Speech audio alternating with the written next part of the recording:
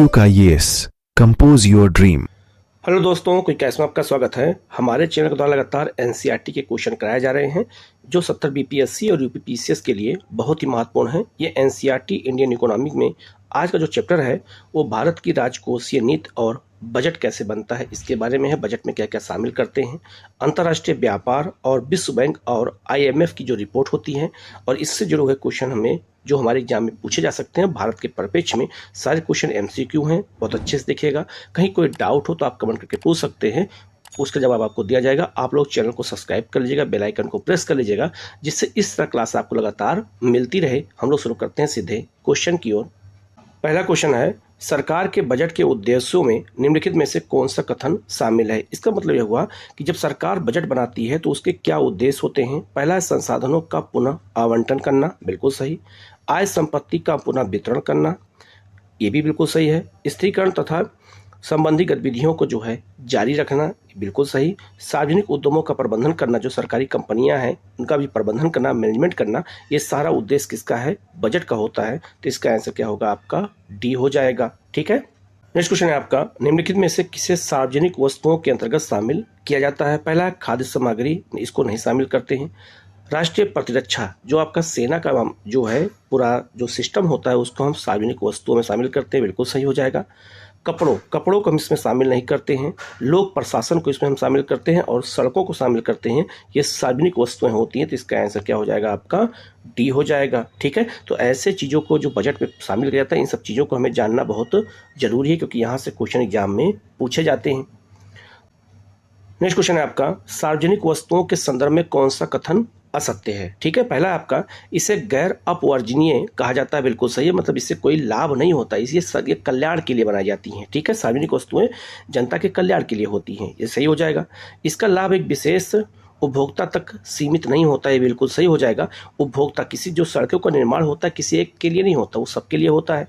इसका उपभोग प्रतिद्वंदात्मक होता है, ये गलत हो जाएगा। ठीक है। और सार्वजनिक वस्तुओं का उत्पादन निजी और सरकार के द्वारा किया जाता है, बिल्कुल सही हो जाएगा। तो इसका आंसर क्या हो जाएगा, आपका सी हो जाएगा, जो सार्वजनिक वस्तुओं के संदर्भ में कथन सत्य नहीं है। ठीक है।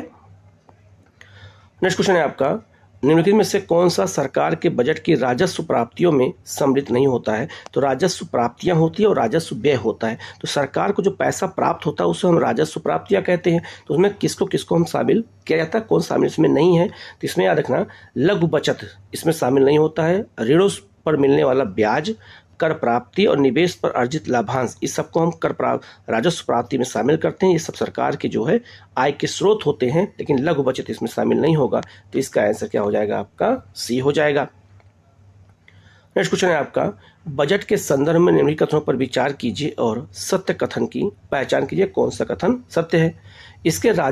इसको राजस्व बजट और पूंजीगत बजट में विभाजित किया जाता है, बिल्कुल सही हो जाएगा। तो बजट को हम राजस्व व्यय बजट में और पूंजीगत बजट में इसको हम शामिल करते हैं, विभाजित करते हैं, बिल्कुल सही हो जाएगा। राजस्व प्राप्तियों में कर और गैर कर राजस्व सम्मिलित होते हैं, बिल्कुल सही हो जाएगा। तो जो सरकार को पैसा मिलता है वो करों से भी मिलता है और गैर करों से भी मिलता है। जैसे अगर किसी से लोन लेता है, सरकार किसी से लोन लेती है IMF या विश्व बैंक से। पूंजीगत प्राप्तियों में सबसे प्रमुख सरकार द्वारा किया गया ऋण होता है, ये भी बिल्कुल सही हो जाएगा। तो इसका आंसर क्या हो जाएगा, आपका डी हो जाएगा। ये सबको बजट में हम शामिल करते हैं, तो इसका आंसर 1, 2, 3 सभी सही हो जाएगा। नेक्स्ट क्वेश्चन है आपका, निम्नलिखित में से कौन सा एक बजट की पूंजीगत प्राप्तियों का भाग नहीं है। इसमें कौन सा है जो है पूंजीगत प्राप्तियों में शामिल नहीं होता है। तो पहला है सरकारी संपत्ति की बिक्री से प्राप्त आय को शामिल करते हैं, बिल्कुल सही।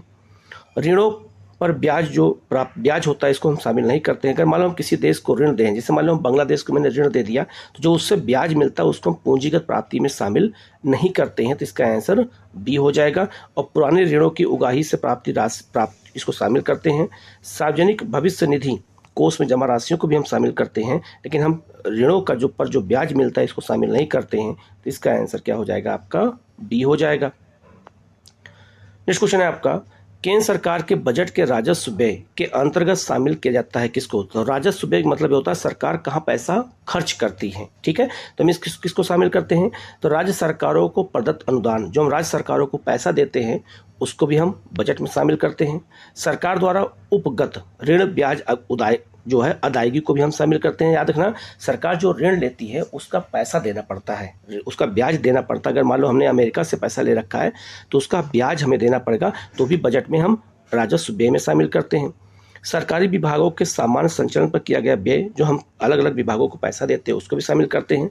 भौतिक परिसंपत्तियों के सृजन पर किया गया व्यय, ये भी हम शामिल करते हैं। भौतिक संपत्तियां मतलब सड़क हो गया, हॉस्पिटल हो गया, इस पर जो पैसा खर्च होता है उसको भी हम राजस्व व्यय में ही शामिल करते हैं। तो इसका आंसर क्या हो जाएगा आपका? सभी सही हो जाएगा। इसका आंसर हो जाएगा आपका डी हो जाएगा। तो ये मूलभूत क्वेश्चन है बजट की, इन सबको अच्छे से याद करना जरूरी है कि बजट में हम किसको शामिल करते हैं, किसको शामिल नहीं करते हैं, क्या कैसे होता है। ठीक है, नेक्स्ट क्वेश्चन है आपका, निम्नलिखित में से कौन सा एक केंद्र सरकार के बजट के पूंजीगत व्ययों का हिस्सा नहीं होता है? तो प्रतिरक्षा सेवाएं। प्रतिरक्षा सेवाओं को हम पूंजीगत व्यय में शामिल नहीं करते हैं, बल्कि सरकारी कंपनियों को, भवन को, यंत्र जो हो, ये संपत्तियां होती हैं, पूंजीगत संपत्तियां। लेकिन जो पैसा हम सेना पे खर्च करते हैं उसे हम पूंजीगत व्यय नहीं कहते हैं। तो इसका आंसर क्या हो जाएगा आपका?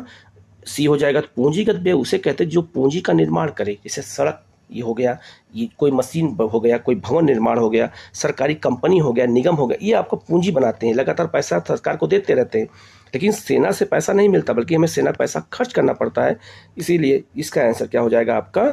सी हो जाएगा। ठीक है, नेक्स्ट क्वेश्चन है आपका, लिंगगत बजट। लिंगगत बजट भी पेश होता है कि संदर्भ में निम्नलिखित कथनों पर विचार कीजिए और सत्य कथन की पहचान करनी है। पहला है आपका, इसमें महिलाओं के सशक्तिकरण, विभाजित संसाधनों के उपभोग का परीक्षण, सार्वजनिक व्यय के प्रभाव संबंधी नीतियां शामिल होती है। बिल्कुल सही हो जाएगा। तो महिलाओं से जुड़े जो संसाधन होते हैं, व्यय होते हैं सशक्तिकरण के लिए, उसको हम लिंगगत बजट में शामिल करते हैं। 2005-06 के भारतीय बजट में बजटीय जो है विधियन के लिंग संवेदनशीलता को महत्व देते हुए जो है विवरण प्रस्तुत किया गया था। मतलब इस ये हुआ कि लिंगगत बजट जो है 2005 और 6 के बजट में पेश किया गया था। ये भी बिल्कुल सही हो जाएगा। तो इसका आंसर क्या हो जाएगा आपका? सी हो जाएगा। इसमें दोनों ऑप्शन सही हो जाएगा। ठीक है, नेक्स्ट आपका, बजटीय घाटे का वित्त पोषण किया जाता है कैसे? तो बजटीय घाटा होता क्या है? और याद रखना, सरकार हमेशा बजट का ही घाटा बनाती है, मतलब घाटे का ही बजट बनाती है। कैसे? मान लीजिए कि सरकार ने व्यय किया 100 रुपये का, और सरकार को व्यय किया 100 रुपये, और सरकार को आय प्राप्त हुई 80 रुपये, तो 20 रुपये का क्या हो गया? घाटा हो गया। तो जो 20 रुपये का घाटा होता है, इसको पूरा करने के लिए सरकार नोटों की छपाई करती है, और जो नोटों की छपाई कर लेती है, या फिर क्या करेगी, ऋण ले लेगी, या फिर जो है कर लगा करके पैसा को भरेगी, तो उसको कहते हैं हीनार्थ प्रबंधन कहते हैं। इसी को घाटे की वित्त व्यवस्था भी कहते हैं। तो घाटा क्या रखना, हम सरकार हमेशा घाटे का ही बजट बनाती है। जितना व्यय करेगी सरकार, पहले व्यय करती है और लास्ट में अपनी आय को देखती है। अगर आय के अनुसार व्यय करेगी तो सरकार हर क्षेत्र में काम नहीं कर सकती है। इसलिए सरकार पहले व्यय करती है और लास्ट में अपनी आय देखती है, और जो घाटा होता है उसको नोटों की छपाई के द्वारा, ऋण के द्वारा और करारोपण के द्वारा पूरा कर लेती है। तो इसका आंसर क्या हो जाएगा आपका? डी हो जाएगा। तो इसको बहुत अच्छे समझना है कि घाटे का बजट क्या होता है, घाटे का बजट सरकार क्यों पेश करती है, तो इसके पीछे कॉन्सेप्ट यही होता है। ठीक है, तो इसका आंसर डी हो जाएगा। नेक्स्ट क्वेश्चन है आपका, निम्नलिखित कथनों पर विचार कीजिए और इसमें कौन सा कथन सत्य नहीं है, इसकी हमें पहचान करनी है। भारत में सरकार द्वारा राजस्व में वृद्धि करने के लिए प्रत्यक्ष करों पर अधिक निर्भर करती है। बिल्कुल सही हो जाएगा। तो राजस्व की प्राप्ति के लिए प्रत्यक्ष करों पर ज़्यादा सरकार निर्भर होती है। बिल्कुल सही है। करों में वृद्धि व व्यय में कटौती से सरकारी घाटे में कमी की जा सकती है, ये भी बिल्कुल सही हो जाएगा। तो इसका आंसर क्या हो जाएगा? डी हो जाएगा, क्योंकि दोनों ऑप्शन इसमें सही हैं। यहाँ पूछा जा रहा कौन सा गलत है, तो इसका आंसर डी हो जाएगा। दोनों ऑप्शन इसमें सही हैं, कोई गलत नहीं है। नेक्स्ट क्वेश्चन है आपका, निम्नलिखित में से कौन सा एक प्रत्यक्ष कर से संबंधित है? इसमें कौन सा जो प्रत्यक्ष कर है, तो निगम कर को हम प्रत्यक्ष कर कहते हैं, इसको हम कारपोरेट टैक्स कहते हैं। तो ये आपका ये प्रत्यक्ष कर है, जबकि उत्पाद शुल्क, बिक्री कर और सीमा शुल्क अप्रत्यक्ष कर है। तो इसका आंसर क्या हो जाएगा आपका? सी हो जाएगा। नेक्स्ट क्वेश्चन है आपका, निम्नलिखित में से कौन प्रत्यक्ष कर की श्रेणी में शामिल नहीं है? इसमें कौन सा ऐसा जो प्रत्यक्ष कर की श्रेणी में शामिल नहीं है? तो याद रखना, आयकर जो है ये आपका किसमें शामिल है? तो ये प्रत्यक्ष कर होता है, जबकि संपत्ति कर, संपदा शुल्क और बिक्री कर ये अप्रत्यक्ष कर होता है। तो इसका आंसर क्या हो जाएगा आपका? बी हो जाएगा। तो याद रखना, इसका आंसर बी हो जाएगा, जो प्रत्यक्ष कर नहीं है। तो याद रखना, आयकर जो प्रत्यक्ष कर होता है, बाकी जो इसमें तीनों दिया है ये अप्रत्यक्ष कर, तो इसका आंसर बी हो जाएगा। तीनों सही हो जाएगा। नेक्स्ट क्वेश्चन है आपका, जीएसटी के संबंध में वस्तु और सेवा कर, इसको हम जीएसटी कहते हैं, कि संदर्भ में निम्नलिखित कथनों पर विचार कीजिए और सत्य कथन की पहचान करनी है। पहला है आपका, या उत्पाद को सेवा जो है प्रदायकों के से सीधे ही वस्तु और सेवाओं की पूर्ति पर लगाया जाने वाला एक एकल जो है व्यापक अप्रत्यक्ष कर होता है। बिल्कुल सही है। तो याद रखना, वस्तुओं और सेवाओं पे जो कर लगता है वो अप्रत्यक्ष कर है। तो जीएसटी क्या है? अप्रत्यक्ष कर है और एक ही बार लगाया जाता है। ठीक है, इसे 1 जुलाई 2017 को लागू किया गया था। ये भी बिल्कुल सही हो जाएगा। तो इसका आंसर क्या हो जाएगा? आपका सी हो जाएगा। इसमें दोनों ऑप्शन सही हो जाएंगे। ठीक है, नेक्स्ट आपका वस्तु एवं सेवा कर के अंतर्गत केंद्र सरकार का कौन सा कर शामिल है? तो उत्पाद शुल्क, सेवा कर और बिक्री कर, इन तीनों को हम जीएसटी में शामिल कर लिए हैं। तो इसका आंसर क्या हो जाएगा? आपका डी हो जाएगा। इसमें सारे कर शामिल हैं। ठीक है, अब आप ये लिस्ट देख लीजिएगा कि कौन कौन से केंद्र सरकार के और कौन कौन से राज्य सरकार के कर को हम जीएसटी में शामिल किए हैं। सब यहाँ साफ अच्छे से दे दिया गया। इसको देख करके याद कर लीजिएगा कि केंद्र सरकार के कौन से कर और राज्य सरकार के कौन से अप्रत्यक्ष कर हैं जो जीएसटी में शामिल किए गए हैं। पूरी लिस्ट आपके सामने है, तो इसको अच्छे से देख करके आप याद कर सकते हैं। ठीक है, नेक्स्ट क्वेश्चन है आपका, निम्नलिखित में से कौन से कर वस्तुओं और सेवा कर के अंतर्गत शामिल नहीं है? मतलब यह हुआ कौन सा ऐसा कर है इसमें जो जीएसटी में शामिल नहीं है? तो पेट्रोलियम उत्पाद और मादक पेय, ये दोनों जो है जीएसटी में शामिल नहीं है। तो इसका आंसर क्या हो जाएगा? आपका डी हो जाएगा। ठीक है, नेक्स्ट आपका वस्तु और सेवा कर जीएसटी के संदर्भ में निम्नलिखित कथनों पर विचार कीजिए और सत्य कथन की पहचान कीजिए। कौन सा कथन सत्य है? इसका उद्देश्य व्यावसायिक लागत और उपभोक्ताओं पर विभिन्न करों के सोपानन प्रभाव को कम करना है। बिल्कुल सही है। इसने पूरे भारत में एक सामान्य बाजार का सृजन कर दिया है। बिल्कुल सही है। इससे कर अनुपालन में वृद्धि होगी। बिल्कुल सही है। इसने कर आधार को विस्तृत कर दिया है। बिल्कुल सही है। तो कर का आधार बढ़ गया है। तो इसका आंसर क्या हो जाएगा? डी हो जाएगा। ये सारे जो है लाभ जो है वस्तु और सेवा कर से मिले हुए हैं। ठीक है, नेक्स्ट क्वेश्चन है आपका, एक ऐसी अर्थव्यवस्था जिसमें कोई देश अन्य देशों के साथ वस्तुओं और सेवाओं में व्यापार करता है, बहुधा द्वितीय परिसंपत्तियों में भी भारतीय चारों ओर विश्व में उत्पादित वस्तुओं का उपभोग कर सकते हैं और भारत में उत्पादित वस्तुओं का अन्य देशों में निर्यात किया जा सकता है। यह किस प्रकार की अर्थव्यवस्था का अधिक स्पष्ट विवरण है? तो इसको हम कहते हैं खुली अर्थव्यवस्था। जब हम दुनिया के साथ व्यापार करते हैं, अपने जो है देश की अर्थव्यवस्था को अन्य देश की अर्थव्यवस्थाओं के व्यापार के निर्यात के माध्यम से जोड़ते हैं, तो उसे हम खुली अर्थव्यवस्था कहते हैं। तो इसका आंसर बी हो जाएगा। नेक्स्ट क्वेश्चन है आपका, निम्नलिखित में से कौन सा कथन सत्य नहीं है? इनमें कौन सा कथन है जो सत्य नहीं है? पहला है आपका, विदेशी व्यापार विभिन्न बाजारों के एकीकरण में सहायक होता है। बिल्कुल सही हो जाएगा। दो बाजारों में एक ही वस्तु का मूल्य एक समान होने पर अगर एक समान हो जाता है तो प्रतिस्पर्धा उत्पन्न होती है। बिल्कुल सही हो जाएगा। किसी वस्तु के उत्पादन की लागत में अंतर देशों के बीच व्यापार को हतोत्साहित करता है। गलत हो जाएगा। यह हतोत्साहित नहीं बल्कि प्रोत्साहित करता है। तो इसका आंसर क्या हो जाएगा? आपका सी हो जाएगा। जबकि अगर अगला ऑप्शन है डी वाला, विदेशी व्यापार से प्रत्येक देश को लाभ होता है, भी बिल्कुल सही हो जाएगा। तो इसका आंसर क्या हो जाएगा? आपका सी हो जाएगा। नेक्स्ट क्वेश्चन है आपका, ब्रिटिश शासन काल के दौरान भारत से निम्नलिखित में से किन मदों का निर्यात किया जाता है? मद मतलब होता है वस्तुएं। तो याद रखना, ब्रिटिश शासन काल में किन वस्तुओं का हम निर्यात करते थे। ठीक है, तो पहला हो जाएगा आपका चीनी का, नील का, ऊनी वस्त्र का हम निर्यात नहीं करते थे। गलत हो जाएगा। रेशम का निर्यात करते थे और कपास का निर्यात करते थे। तो इसका आंसर क्या हो जाएगा? आपका 1, 2, 4 और 5 हो जाएगा। हम ऊनी वस्तुओं का निर्यात नहीं करते थे। तो इसका आंसर हो जाएगा आपका बी हो जाएगा। ठीक है, नेक्स्ट आपका, विश्व व्यापार के संदर्भ में भारत के विदेशी व्यापार में तीव्र वृद्धि होने का प्रमुख कारण क्या है? तो याद रखना, विश्व व्यापार में हमारा जो विदेशी व्यापार है वो तीव्र गति से बढ़ने लगा। उसके पीछे कारण क्या है? तो पहला है आपका विनिर्माण के क्षेत्र में गतिशील वृद्धि होना। बिल्कुल सही। सरकार की उदार नीतियां। बिल्कुल सही है। बाजारों में विविधता का होना। बिल्कुल सही है। तो इसका आंसर क्या हो जाएगा? आपका डी हो जाएगा। ठीक है, इसी तरह के क्वेश्चन एग्जाम में आपसे पूछे जाएंगे, तो इसको बहुत अच्छे से प्रैक्टिस करने की जरूरत है। नेक्स्ट क्वेश्चन है आपका, भारत में निर्यात संगठन के बदलते प्रारूप में निम्नलिखित में से कौन सा कथन सही है? वो विचार करना और कौन सा कथन सही, उसकी पहचान करनी है। तो भारत का जो निर्यात है वो बदल रहा है किन वस्तुओं के मामले में? पहला है आपका, भारत के अंतर्राष्ट्रीय व्यापार में कृषि और समवर्गी जो है उत्पादों का हिस्सा बढ़ रहा है। गलत हो जाएगा। कृषि का हिस्सा अंतर्राष्ट्रीय व्यापार में घट रहा है, सेवाओं का बढ़ रहा है। गलत हो जाएगा ये। भारत का निर्यात की तुलना में आयात मूल्य अधिक है। बिल्कुल सही है। भारत के विदेशी व्यापार में मणि रत्नों और आभूषणों की हिस्सेदारी अधिक है। बिल्कुल सही हो जाएगा। तो इसका आंसर सी हो जाएगा। तो याद रखना मणि और जो है आपका भूषण, इनका निर्यात बहुत ज़्यादा होता है या तो आयात बहुत ज़्यादा होता है। ठीक है, ये बात याद रखना। तो इसका आंसर 2 और 3 सही हो जाएगा। ठीक है, नेक्स्ट क्वेश्चन है आपका, भारत ने अंतर्राष्ट्रीय व्यापार में अपनी हिस्सेदारी को बढ़ाने के लिए निम्नलिखित में से किन उपायों को अपनाया है। तो हमने जो अंतर्राष्ट्रीय व्यापार की हिस्सेदारी को बढ़ाना है तो हमने क्या उपाय अपनाया है? आयात करों में कमी करना, जिससे हमारे यहाँ आज जो है विदेशी व्यापार बढ़े, लाइसेंसिंग प्रणाली को समाप्त करना और उत्पादन के लिए जो है पेटेंट की व्यवस्था करना। हमने तीनों किया है। तो इसका आंसर क्या हो जाएगा आपका? डी हो जाएगा। इन्हीं के माध्यम से हम अपने विदेशी व्यापार को तेजी से बढ़ा रहे हैं। ठीक है, नेक्स्ट क्वेश्चन है आपका, व्यापार नीति के संदर्भ में निम्नलिखित कथनों पर विचार कीजिए और असत्य कथन की पहचान करनी है। कौन सा कथन असत्य है? पहला आपका, प्रशुल्क निर्यातित वस्तुओं पर लगाया गया एक कर होता है, गलत हो जाएगा। ये याद रखना, प्रशुल्क जो होता है ये आयातित वस्तुओं पर लगाया जाता है, निर्यातित वस्तुओं पर नहीं लगाया जाता है। प्रशुल्क आयातित वस्तुओं के प्रयोग को जो है प्रोत्साहित करता है, हतोत्साहित करता है, ये नुकसान करता है, गलत हो जाएगा। तो इसका आंसर क्या हो जाएगा आपका?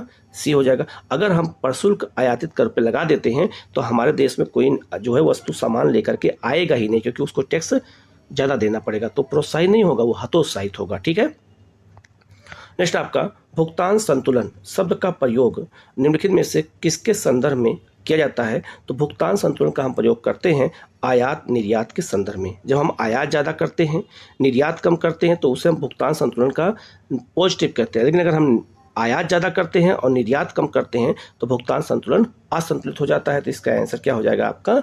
बी हो जाएगा।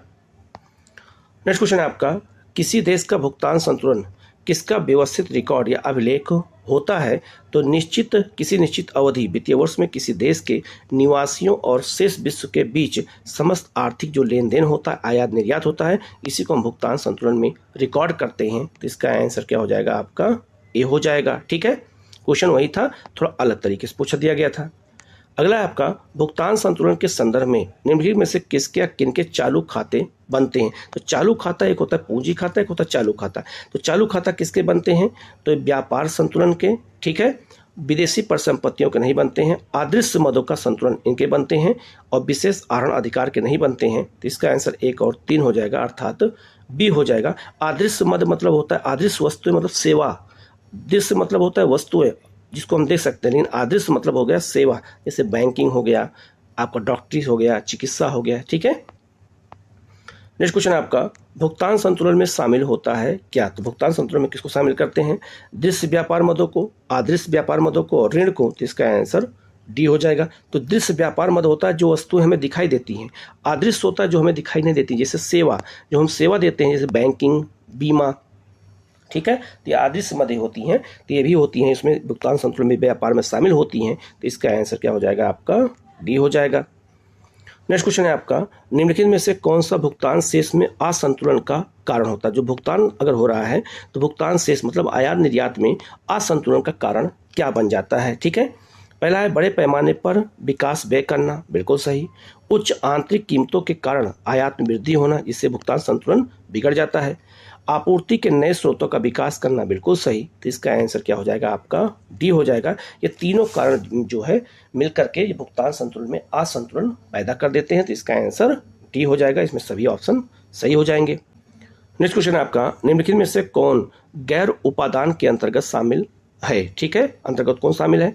तो निवल निवेश आय को शामिल नहीं करते हैं, जहाजरानी, पर्यटन, बैंकिंग और सॉफ्टवेयर सेवाएं शामिल होती हैं। तो इसका आंसर क्या हो जाएगा आपका? सी हो जाएगा। इसमें पहला ऑप्शन नहीं होगा। गैर उपादान मतलब होता है जिनसे जो है पूंजीगत वस्तुएं तो प्राप्त होती हैं, लेकिन उससे साथ साथ व्यापार को और बढ़ाया जा सकता है, तो गैर उपादान वस्तुएं उन्हें कहते हैं। तो इसका आंसर सी हो जाएगा। नेक्स्ट क्वेश्चन है आपका, निम्नलिखित में से किनको पूंजी खाते के घटकों में शामिल किया जाता है? तो एक होता है चालू खाता, एक होता है पूंजी खाता। तो पूंजी खाते में हम किसको शामिल करते हैं? तो पूंजी खाते में होता है शामिल क्या क्या? प्रत्यक्ष निवेश को, पोर्टफोलियो निवेश को, विदेशी अल्पकालिक ऋण को और विदेशी सहायता, हम सबको किसमें शामिल करते हैं? पूंजी खाते में। तो इसका आंसर क्या हो जाएगा आपका? डी हो जाएगा। ये क्वेश्चन बहुत ही महत्वपूर्ण है, क्वेश्चन IAS में भी पूछा गया था और BPSC UPPCS में भी इसी तरह के क्वेश्चन अब पूछे जाएंगे, तो इसको बहुत अच्छे से करने की जरूरत है। नेक्स्ट आपका, विदेशी विनिमय कोष सरकारी निधि विनिमय के अंतर्गत निम्नलिखित में से किनको या किसको शामिल किया जाता है? तो विदेशी विनिमय कोष में हम किसको शामिल करते हैं? विदेशी मुद्रा को, स्वर्ण को, विशेष आहरण अधिकार को, विदेशी मुद्रा प्रतिभूतियों, सबको शामिल करते हैं विदेशी विनिमय कोष में। तो इसका आंसर क्या हो जाएगा? डी हो जाएगा। ये बहुत महत्वपूर्ण क्वेश्चन है, इसको अच्छे से याद रखना, ठीक है। नेक्स्ट क्वेश्चन है आपका, विदेशी विनिमय दर के संदर्भ में निम्नलिखित कथनों पर विचार कीजिए और सत्य कथन की पहचान करिए। कौन सा कथन सत्य है? यह अंतर्राष्ट्रीय लागतों और कीमतों की तुलना करने में सहायता देता है, बिल्कुल सही है। तो इससे विनिमय जो विदेशी विनिमय दर होता है, जिससे हम कितनी लागत लगाते हैं और हमें कितनी कीमत प्राप्त होती है, इसको हमें अच्छे से पता चल जाता है। इन्हीं दरों के आधार पर विश्व व्यापार की दिशा और प्रवाह निर्धारित होता है, बिल्कुल सही हो जाएगा। तो कितनी हम क्या डॉलर में व्यापार करते हैं, तो हम क्या करते हैं? विदेशी मुद्रा का विनिमय करते हैं, तो उससे व्यापार हमारा क्या होता है? एक अच्छी दिशा मिल जाती है। यह वह दर है जिस पर किसी समय बिंदु पर देश के आयात निर्यात का मूल्यांकन किया जाता है, बिल्कुल सही हो जाएगा। तो इसका आंसर क्या हो जाएगा? आपका डी हो जाएगा। इसमें सारे ऑप्शन सही हो जाएंगे, ठीक है। नेक्स्ट आपका, किसी देश में विदेशी मुद्रा का प्रवाह होता है कैसे? मतलब हमारे देश में विदेशी मुद्रा किस रूप में हमारे यहाँ आती है, ठीक है। पहला आप एक देश के निर्यात से, ठीक है, एक देश के निर्यात से हो जाएगा, तो बिल्कुल ये सही हो जाएगा। विदेशियों द्वारा उस देश की वस्तुओं और सेवाओं के क्रय से, इससे भी मिलता है। देश की परिसंपत्तियों को विदेशियों द्वारा विक्रय करने से नहीं होता है। तो इस यहाँ पूछा जा रहा है कौन सा असत्य है, तो इसका आंसर सी हो जाएगा, जो गलत है। तो अगर हम अपने देश की संपत्ति को विदेशियों को बेचेंगे तो हमें पैसा तो नहीं मिलेगा, ठीक है। तो विदेशी मुद्रा हमें प्राप्त होता है 2 से, जबकि तीसरा ऑप्शन इसमें गलत हो जाएगा, क्योंकि यहाँ पूछा जा रहा है कौन सा नहीं है, ठीक है। तो इसका आंसर केवल 3 हो जाएगा। नेक्स्ट आपका, भारतीय रुपया पूर्णतया परिवर्तनीय है किसमें? तो भुगतान शेष के चालू खाते के संबंध में, बिल्कुल सही। भुगतान शेष के पूंजी खाते के संबंध में गलत हो जाएगा। स्वर्ण में गलत हो जाएगा। तो हमारे देश की जो मुद्रा है वो चालू खाते में परिवर्तनीय होती है, जिससे हमें पैसा, हम डॉलर लेते हैं और व्यापार करते हैं। तो यहाँ इसका आंसर क्या हो जाएगा? तो यहाँ इसका आंसर केवल 1 हो जाएगा। तो याद रखना, चालू खाते में ही हमारे देश की मुद्रा को परिवर्तनीय बनाया गया है, पूंजी खाते में नहीं बनाया गया है। तो इसका आंसर ए हो जाएगा। नेक्स्ट आपका, भारतीय रुपये को परिवर्तनीय कब बनाया गया था? हमारा जो देश की मुद्रा है उसको विदेशी मुद्रा के साथ परिवर्तनीय कब बनाया गया था? तो चालू खाते में वर्ष 1994 में बनाया गया था। तो इसका आंसर क्या हो जाएगा? बी हो जाएगा। यह क्वेश्चन कई बार एग्जाम में आया हुआ है। नेक्स्ट क्वेश्चन है आपका, निम्न में से किस वर्ष में भारतीय रुपये का 2 बार उन्मूलन कर दिया गया, मतलब उसके दाम को घटाया गया है? तो 2 बार कब किया गया? 1991 और 92 में किया गया है। लगातार 2 बार करना पड़ा हमें। तो इसका आंसर क्या हो जाएगा? आपका बी हो जाएगा। नेक्स्ट क्वेश्चन है आपका, निम्नलिखित कथनों पर विचार कीजिए और सत्य कथन की पहचान कीजिए। भारत की विनिमय दर अंतर्राष्ट्रीय और देशी विकास के साथ विकसित हुई है, बिल्कुल सही हो जाएगा। तो हमारे देश की जो विनिमय दर है वो अंतर्राष्ट्रीय और देश के अंतर्गत दोनों मामले किया गया है। स्वतंत्रता के पश्चात जो है ब्रेटन वुड्स व्यवस्था की दृष्टि में भारतीय रुपया ब्रिटेन के साथ ऐतिहासिक संबंध के कारण पाउंड स्टर्लिंग में जो है अधिकृत होता है, बिल्कुल सही हो जाएगा। तो ब्रेटन वुड्स मतलब इसी के द्वारा विश्व बैंक और IMF की स्थापना की गई थी। तो उसी के द्वारा भारतीय ब्रिटेन की मुद्रा को पाउंड्स में व्यापार करने की अनुमति मिल गई थी। तो इसका आंसर क्या हो जाएगा? आपका सी हो जाएगा। इसमें दोनों ऑप्शन सही हो जाएंगे।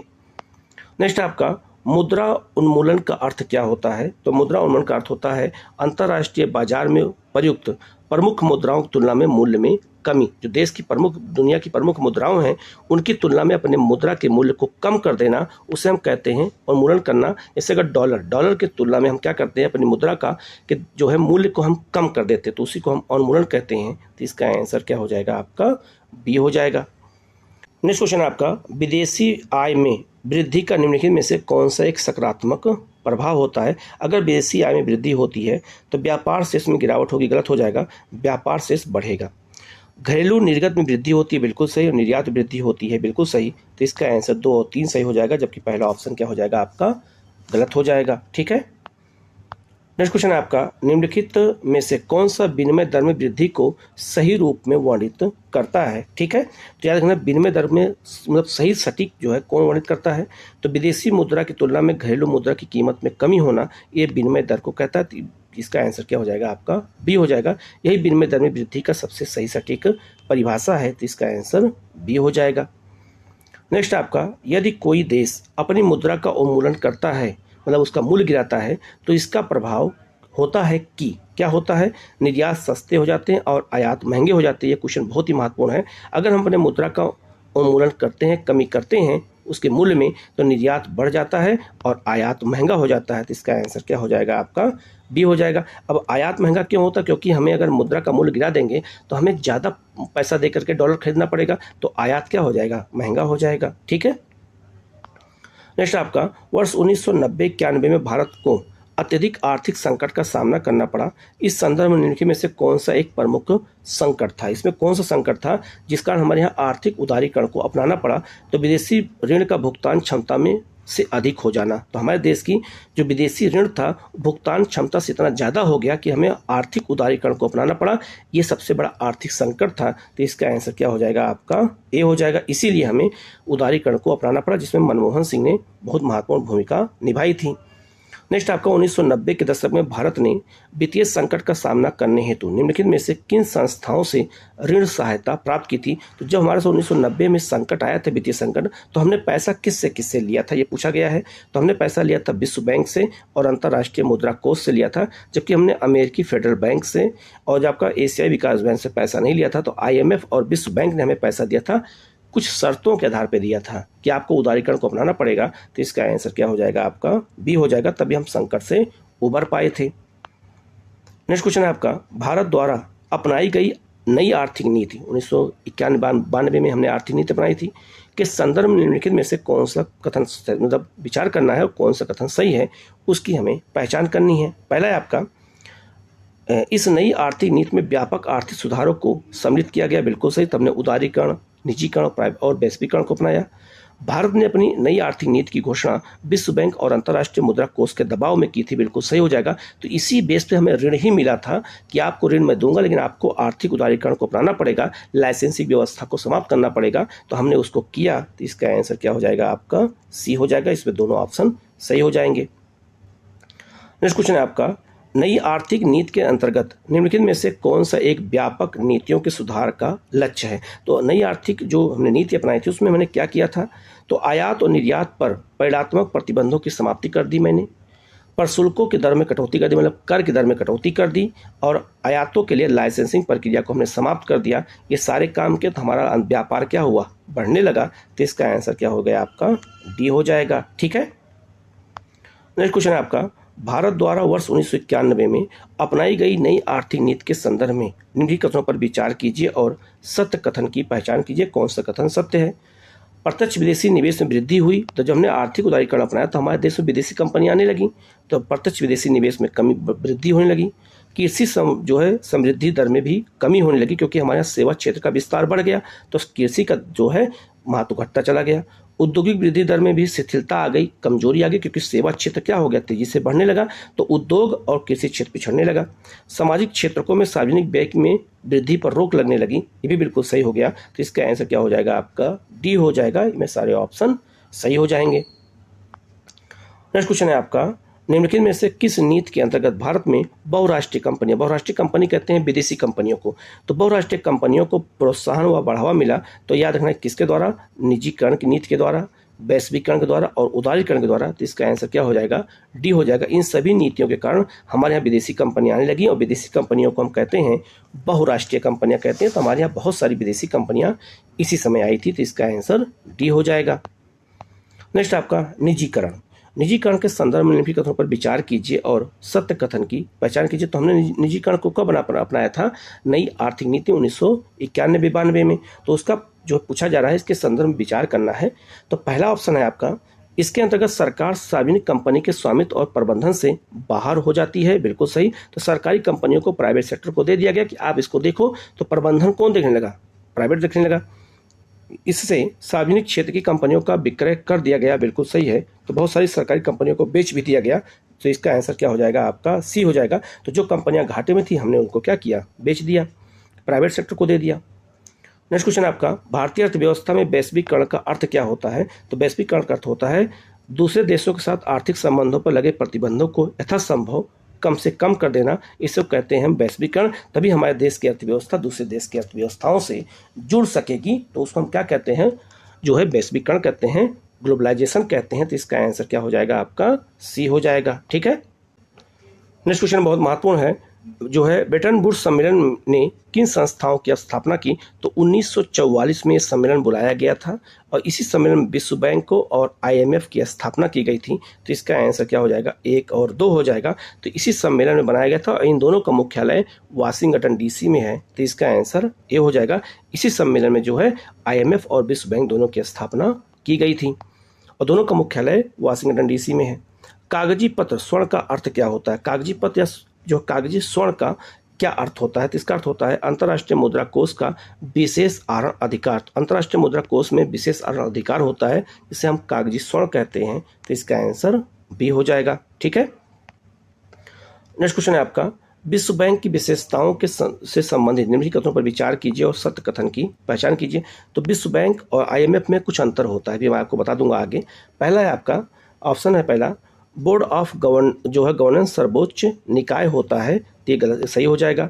एक सदस्य देश के गवर्नर का मताधिकार तत्संबंधित देश के वित्तीय अंशदान से संबंधित होता है। बिल्कुल सही हो जाएगा। तो हर देश के जो गवर्नर होते हैं वो विश्व बैंक में मतदान करते हैं और वहाँ से पैसा ले सकते हैं।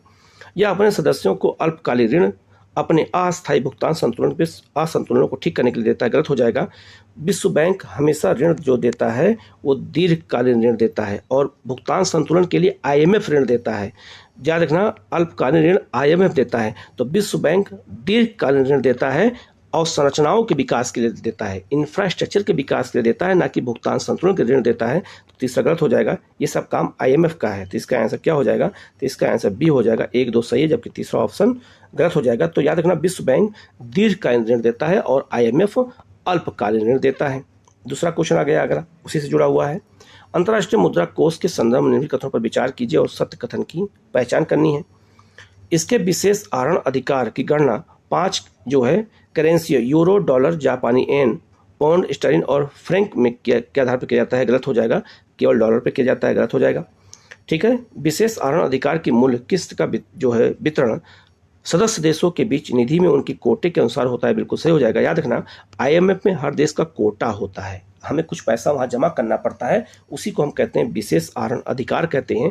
तो हमारे देश का भी कुछ पैसा IMF में रखा रहता है, तो उसी को कहते हैं। तो इसका आंसर क्या हो जाएगा? आपका बी हो जाएगा। ठीक है, जो सही है, बाकी आप पहला ऑप्शन गलत हो जाएगा।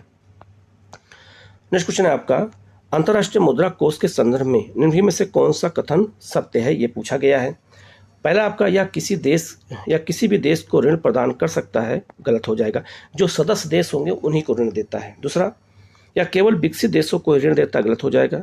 या केवल सदस्य देशों को ही ऋण देता है। ये बिल्कुल सही हो जाएगा।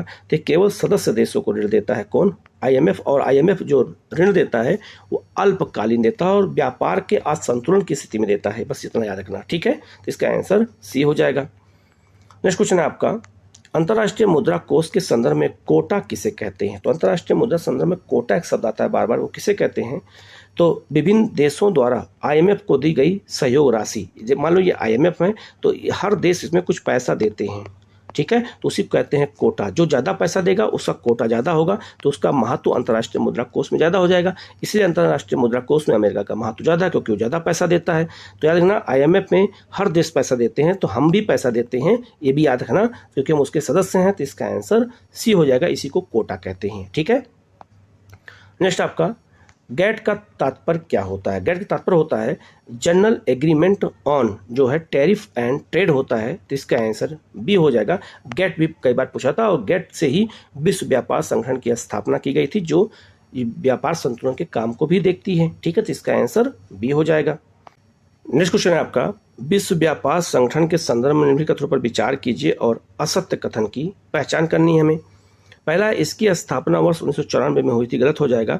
इसकी स्थापना 1995 में हुई थी 1 जनवरी को। इसके सदस्यों की संख्या 163 है, नहीं 164 है। दोनों गलत हो जाएगा और यहाँ असत्य पूछा जा रहा है, तो इसका आंसर क्या हो जाएगा? आपका सी हो जाएगा। ठीक है, नेक्स्ट आपका, विश्व व्यापार संगठन WTO की स्थापना के पीछे निम्नलिखित में से कौन से उद्देश्य थे? मतलब WTO की जब स्थापना की गई तो उसके पीछे क्या उद्देश्य थे, ये पूछा गया है। पहला है आपका, अंतर्राष्ट्रीय व्यापार को उदार बनाना। बिल्कुल सही। तो अंतर्राष्ट्रीय व्यापार को उदार बनाने का काम विश्व व्यापार संगठन का है। अंतर्राष्ट्रीय व्यापार से संबंधित नियमों को निर्धारित करना। बिल्कुल सही। देशों को मुक्त व्यापार की सुविधा देना। बिल्कुल सही। और सेवाओं की सृजन और व्यापार को प्रोत्साहन देना ताकि विश्व के संसाधनों का इष्टतम उपयोग कर सकें, ये भी सही हो जाएगा। तो इसका आंसर क्या हो जाएगा, ए हो जाएगा। इसमें चारों ऑप्शन क्या हो जाएगा, सही हो जाएगा। विश्व व्यापार संगठन के ये सब पीछे, यही सब की स्थापना के पीछे उद्देश्य थे। ठीक है, नेक्स्ट क्वेश्चन है आपका, निम्नलिखित कथनों पर विचार कीजिए और सत्य कथन की पहचान कीजिए। व्यापार और सीमा शुल्क जो है महासंधि की स्थापना 1948 में की गई थी, बिल्कुल सही है। व्यापार और सीमा शुल्क महासंधि का उद्देश्य सभी देशों को विश्व व्यापार में समान अवसर सुलभ कराना है, ये भी बिल्कुल सही हो जाएगा। तो इसका आंसर क्या हो जाएगा आपका, सी हो जाएगा। ठीक है, नेक्स्ट आपका, निम्नलिखित में से किसके संदर्भ में कभी कभी समाचार पत्रों में एम्बर बॉक्स, ब्लू बॉक्स और ग्रीन बॉक्स शब्द को देखने को मिलता है। तो ये किसको मिलता है, WTO मिलता है। तो अलग अलग वस्तुओं को अलग अलग बॉक्स के माध्यम से इसमें बताया गया है कि किसके लिए कौन सा बॉक्स होता है। जैसे अलग अलग वस्तुओं के लिए किया जाता है, इससे व्यापार को सुगम बनाया जा सके। जैसे अगर हम बात करें जो है एम्बर बॉक्स क्या होता है, तो इसके अंतर्गत सब्सिडी कृषि को शामिल करते हैं। ठीक है, अगर इसको देखा जाए ब्लू बॉक्स क्या होता है, तो इसमें आर्थिक सहायता को शामिल करते हैं। अगर किसी देश को हम आर्थिक सहायता करते हैं तो, या अपने देश के अंदर किसी के किसानों को आर्थिक सहायता करते हैं, उसको शामिल करते हैं। और ग्रीन बॉक्स के अंतर्गत सब्सिडी को जो व्यापार में दी जाती है उसको हम शामिल करते हैं। ठीक है, तो याद रखना अलग अलग बॉक्स ये संबंधित किससे है, तो WTO से है। तो इसका आंसर क्या हो जाएगा आपका, ए हो जाएगा। ठीक है, नेक्स्ट क्वेश्चन है आपका, agreement on agriculture, agreement on the application of जो है सैनिटरी एंड जो है फाइटोसैनिटरी मेजर्स और जो है पीस क्लॉज शब्द प्राय समाचार पत्रों में किसके मामलों में आते हैं। तो याद रखना ये विश्व व्यापार संगठन के मामले में आते हैं। ये सारे जो है विवाद होते हैं अलग अलग देशों के, ये सब समाचार पत्रों में अक्सर मामले में आते हैं। तो ये सब विश्व व्यापार से संबंधित हैं। तो इसका आंसर सी हो जाएगा। और नेक्स्ट क्वेश्चन आपका, निम्नलिखित कथनों पर विचार करना है। किसी मुद्रा का अंतर्राष्ट्रीय बाजार में मूल्य, अगर किसी मुद्रा का अंतर्राष्ट्रीय बाजार में जो मूल्य होता है उसके संदर्भ में कौन सा कथन सही है, इसको हमें देखना है। विश्व बैंक निर्धारित करता है, गलत हो जाएगा। IMF निर्धारित करता है, तो पहला ऑप्शन क्या हो जाएगा, गलत हो जाएगा। संबंधित देश द्वारा प्रदत्त वस्तुओं सेवाओं की कितनी मांग है से निर्धारित होती है, बिल्कुल सही हो जाएगा। संबंधित देश की सरकार की स्थिरता से निर्धारित होती है, बिल्कुल सही हो जाएगा। अगर सरकार स्थिर है, नहीं गिर रही है, ये भी एक कारण होता है। संबंधित देश की आर्थिक संभाव्यता से निर्धारित होता है, गलत हो जाएगा। तो इसका आंसर 2 और 3 हो जाएगा। तो इसका आंसर क्या हो जाएगा आपका, बी हो जाएगा। तो किसी देश की अंतर्राष्ट्रीय मुद्रा में बाजार में जो मूल्य है उसी आधार पर निर्धारित किया जाता है। और नेक्स्ट क्वेश्चन है आपका, UN जो है DP के समर्थन में ऑक्सफोर्ड निर्धनता और मानव विकास नेतृत्व द्वारा विकसित बहुआयामी निर्धनता सूचकांक में निम्नलिखित में से कौन सा इसमें सम्मिलित है। याद रखना बहुआयामी निर्धनता सूचकांक कौन जारी करता है, UNDP और ऑक्सफोर्ड निर्धनता और मानव विकास नेतृत्व। ये क्वेश्चन आपसे ये पहला ये बन जाएगा। बहुआयामी निर्धनता सूचकांक में किसको हम शामिल करते हैं, पहला आपका पारिवारिक स्तर पर शिक्षा, स्वास्थ्य, संपत्ति और सेवा से वंचित जो लोग होते हैं इन्हीं को हम शामिल करते हैं, तो सही हो जाएगा। राष्ट्रीय आय की क्रय शक्ति को नहीं शामिल करते हैं, गलत हो जाएगा। राष्ट्रीय आय में बजट के घाटे की ये भी नहीं शामिल करते हैं, तो इसका आंसर केवल 1 हो जाएगा। तो इसका आंसर क्या हो जाएगा, केवल 1 हो जाएगा जो शामिल होते हैं। तो बहुआयामी जो गरीबी सूचकांक है ये 2010 में इसकी शुरुआत हुई थी, ये भी आपको याद रखना है। और बहुआयामी निर्धनता सूचकांक में हम शिक्षा, स्वास्थ्य, संपत्ति और सेवाओं को शामिल करते हैं। जो सेवाओं से लोग वंचित हैं जो है, जैसे पेयजल, बिजली, गैस से वंचित हैं, इनको शामिल करते हैं। तो इसका आंसर क्या हो जाएगा, केवल 1 हो जाएगा। बाकी इसमें सारे ऑप्शन गलत हो जाएंगे, याद रखना। ठीक है, तो ये बहुत महत्वपूर्ण क्वेश्चन है, इसको अच्छे से याद रखना। तो इतने क्वेश्चन थे, मैंने आपको करा दिया है, इसको अच्छे से देखेगा। कहीं कोई डाउट हो तो आप कमेंट करके पूछ सकते हैं, उसका जवाब आपको दिया जाएगा। Okay, thank you.